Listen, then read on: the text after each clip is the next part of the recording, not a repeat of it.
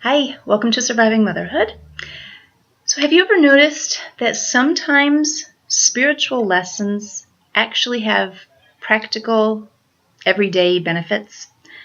For example, we should be thankful, right? The Bible tells us to give thanks in all circumstances. And generally, if you're a thankful person, you're going to have a better attitude and probably an overall happier life. And who doesn't want that? So be thankful. Well, on Friday, on my birthday, God allowed me to experience one of those spiritual lessons that has practical, everyday benefits. And I thought I'd share that with you today. So here's the story. I was going shopping. I wanted to get some new shoes to go with an outfit that I have. And I had gotten emails. There was a coupon for $10 off. And then also Friday was my birthday, and I had a birthday coupon to get $5 off. Those were emails that I had received, and I'm like, all right, I'll just go and I'll redeem those, and that'll be great.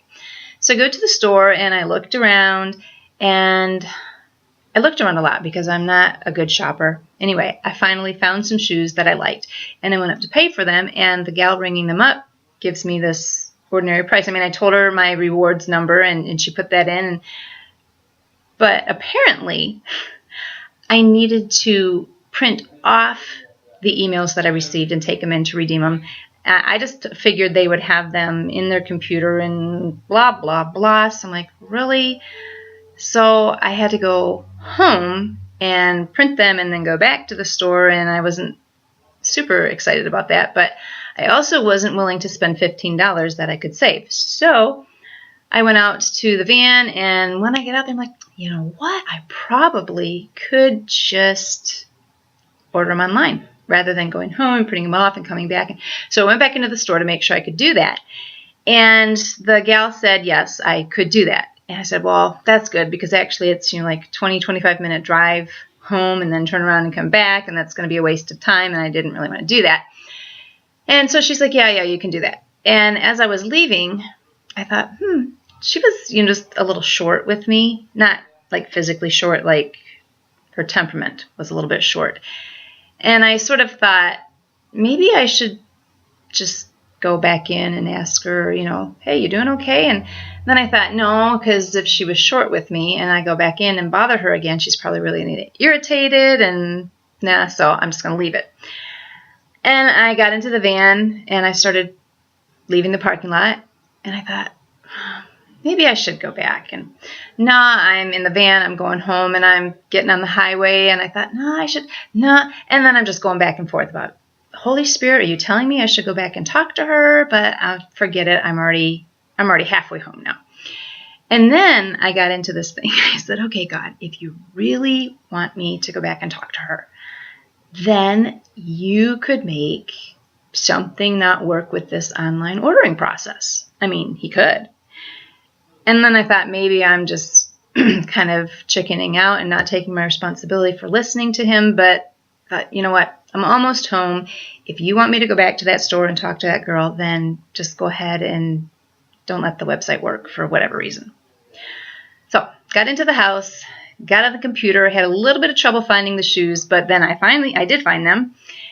And then the computer, the website, God, would not let me select the color that I wanted. There was only one color option, and the one that I wanted was a different one. And I'm like, oh, so I guess I go back to the store then, don't I?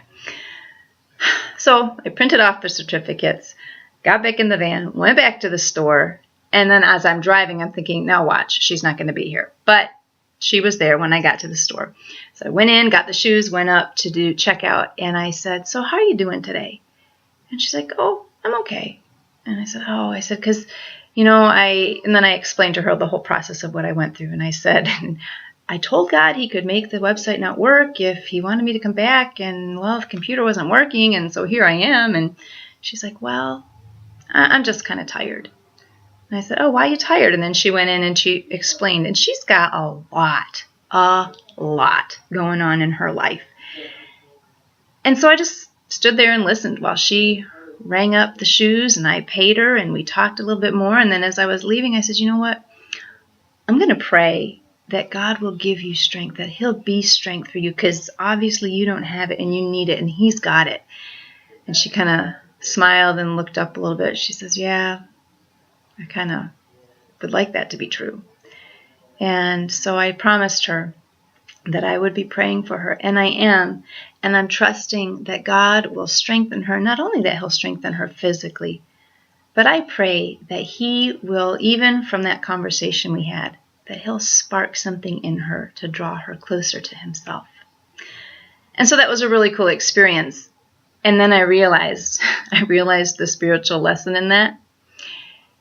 If you will listen to the Holy Spirit, listen for him, and if you will obey him, then you'll waste less time and probably get a lot more accomplished with your days.